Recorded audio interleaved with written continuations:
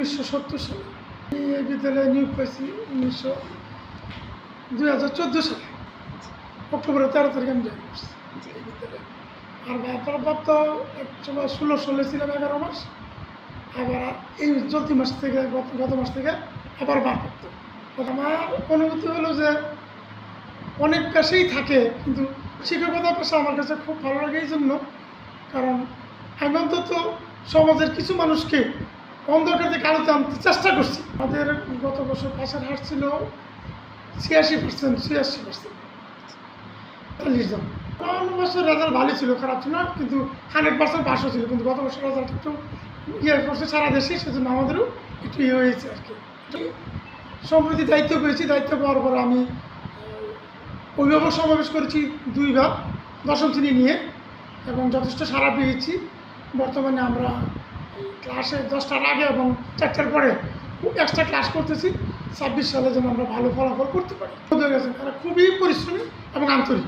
আমরা স্কুলের পক্ষ থেকে করছি। আমাদের যে গণিত এবং ইংলিশের টিচার আছে, ওনারা অত্যন্ত নিবেদিত প্রাণ। ওনারা বলতে স্যার আমরা একটু শ্রম লাগবে, বাট আপনি সুবিধা করে দেন, আমরা ভালো ফলাফল দেখতে চাই। আমাদের ল্যাব আছে, আমরা যে ডিজিটাল যে ক্লাসগুলো আছে এগুলো সবগুলো আমরা ল্যাবের ছাত্রছাত্রী দিয়ে করা, যেখানে সকল কিছু আমাদের সুব্যবস্থা আছে।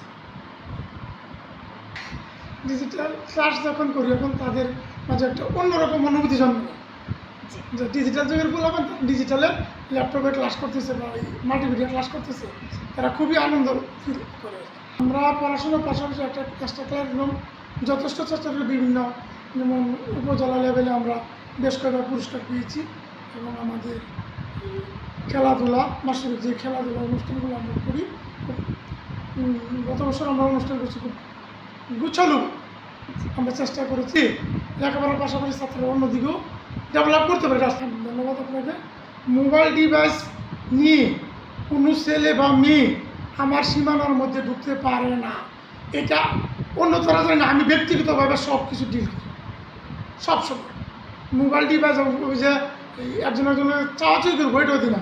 আমি টিফিনের সময় আমার টিফিনের জন্য মেয়েদেরকে আলাদা জায়গা করে দিচ্ছি, দোকান করে দিচ্ছি, এখানে এরা করে বাইরে যাইতে পারে না, এটা আমি চেষ্টা করি সবসময়। সার্টিফিকেট চাইতেও ভালো আমার কাছে যেটা, সেটা হলো তার আচরণ, তার দৃষ্টিভঙ্গি, তার কথাবার্তা, তার বাচনভঙ্গি, সব কিছু থাকবে আলাদা।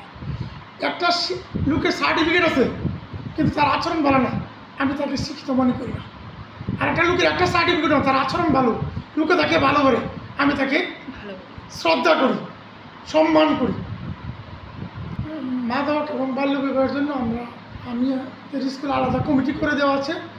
সেটা যেই দিনই হোক, যতই হোক, যদি শুনি যে আমার কোনো বাচ্চার বাল্য বিবাহ হয়ে যেতেছে, অন্তত আমরা ছুটে চলে যাই, প্রশাসনের সাহায্য, প্রশাসন সাহায্য নিই। এবং যেমন ইতিহাস আছে, আমরা বিয়া বেশ করার ফিরাইছি, এটা ইতিহাস আছে। অন্তত আমরা সবাই খুব সচেতন। ব্যক্তিগত ব্যাপার, আমি টিফিন নেওয়ার আগেই নামাজটা আদায় করে রাখি। আমি ঘুরে ঘুরে দেখি কোথায় কী হচ্ছে, কোনো বাচ্চারা আর কোনো কী করছে কিনা, সিগারেট টানছে কিনা, বিয়ে করছে বলে আমি দেখি।